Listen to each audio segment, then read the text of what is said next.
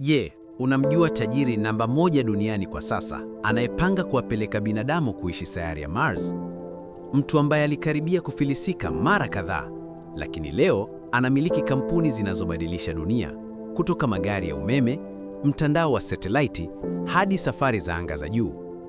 Leo kwenye Ijue Historia Yake, tunakwenda kuichambua safari ya ajabu ya Elon Musk, mwanaume anayesema kama jambo ni muhimu kwa mustakabali wa binadamu, lazima lifanyike. Maisha ya awali. Elon Musk alizaliwa tarehe 28 Juni mwaka 1971 katika nchi ya Afrika Kusini. Tangu akiwa mtoto, Elon alikuwa tofauti. Alipenda sana vitabu, sayansi, kompyuta. Akiwa na umri wa miaka 12 tu, aliweza kutengeneza mchezo wa kompyuta ulioitwa Blaster na akaweza kuuza. Lakini maisha yake hayakuwa rahisi. Alipitia upweke, unyanyasaji shuleni, kukosa marafiki. Hapo ndipo alipoanza kuamini kitu kimoja: maarifa yanaweza kukuokoa. Safari yake kwenda Marekani. Akiwa kijana, Elon alihama kutoka Afrika Kusini, akaenda Canada, kisha Marekani. Alisoma fizikia, uchumi. Lengo lake halikuwa tu kupata kazi nzuri. Lengo lake lilikuwa kubadilisha mustakabali wa binadamu. Biashara ya kwanza. Elon Musk alianzisha kampuni yake ya kwanza ya teknolojia iitwayo Zip2. Baada ya muda, kampuni ilinunuliwa. Elon alipata mamilioni ya dola. Badala ya kupumzika, alichukua pesa zote na kuanzisha kampuni nyingine, PayPal. PayPal ilipofanikiwa, Elon alipata pesa nyingi zaidi, lakini bado hakuridhika. Alikuwa na ndoto kubwa zaidi. SpaceX, ndoto ya Mars. Elon Musk alijiuliza swali moja: nini kitatokea kama dunia itakuwa haiwezi kuishiwa tena? Hapo ndipo alipoanzisha SpaceX.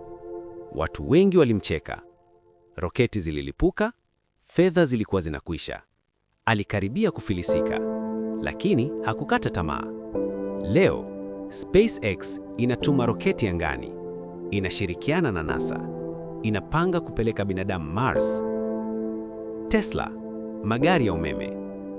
Wakati dunia bado inapenda magari ya mafuta, Elon Musk aliamini kwenye magari ya umeme. Akanunua na kuiendeleza kampuni ya Tesla. Elon Musk sio mfanyabiashara wa kawaida.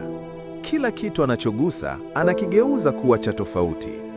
Leo tutaangalia karia 3 kubwa ambazo zimemfanya awe mmoja wa watu wanaoongoza dunia ya teknolojia. Magari ya umeme, Tesla.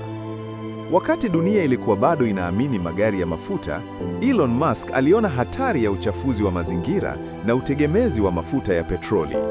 Akawekeza nguvu zake kwenye magari ya umeme kupitia kampuni ya Tesla.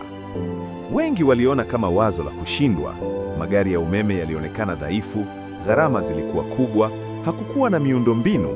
Lakini leo, Tesla imebadilisha tasnia nzima ya magari. Kampuni nyingi sasa zinaiga magari ya umeme. Dunia inaanza kuelekea kwenye nishati safi. Kwa Elon Musk, Tesla sio tu gari, ni sehemu ya vita ya kulinda sayari ya dunia. Twitter kwenda X. Mwaka 2022, Elon Musk alifanya jambo lililoshangaza dunia. Alinunua mtandao wa kijamii Twitter. Baada ya kuununua, alibadilisha jina na kuwa X. Lengo lake lilikuwa kuleta uhuru wa maoni, kubadilisha X kuwa app ya kila kitu. Chini ya uongozi wake, kulikuwa na mabadiliko makubwa, maamuzi ya haraka, mabishano mengi. Lakini jambo moja ni la wazi: Elon Musk hakununua X kwa umaarufu, bali kwa maono ya kubadilisha jinsi binadamu wanavyowasiliana mtandaoni. Chip za ubongo, Neuralink. Hii ndiyo karia inayowashangaza wengi zaidi. Kupitia kampuni ya Neuralink, Elon Musk anafanya kazi ya kutengeneza chip zinazopandikizwa kwenye ubongo wa binadamu.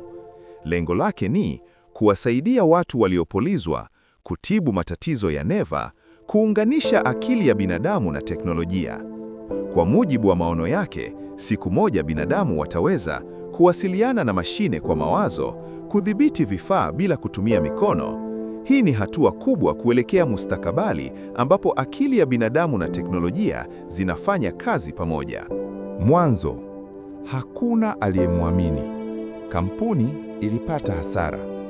Leo, Tesla ni miongoni mwa kampuni kubwa duniani. Magari ya umeme yanabadilisha tasnia nzima. Ndalamo, Starlink na maono yake. Elon Musk pia alianzisha Starlink, mtandao kupitia satellite. Neuralink, kuunganisha ubongo na teknolojia. Maono yake ni moja, ili kulifanya binadamu liwe taifa la sayari zaidi ya moja. Tabia na falsafa yake. Elon Musk anaamini kazi ngumu, kujifunza kila siku, kutoogopa kushindwa. Amesema mara nyingi, kushindwa ni sehemu ya mafanikio. Mpaka kufikia leo 2026, Elon Musk ndiyo binadamu tajiri zaidi duniani kutokana na kiwango cha mali estimates.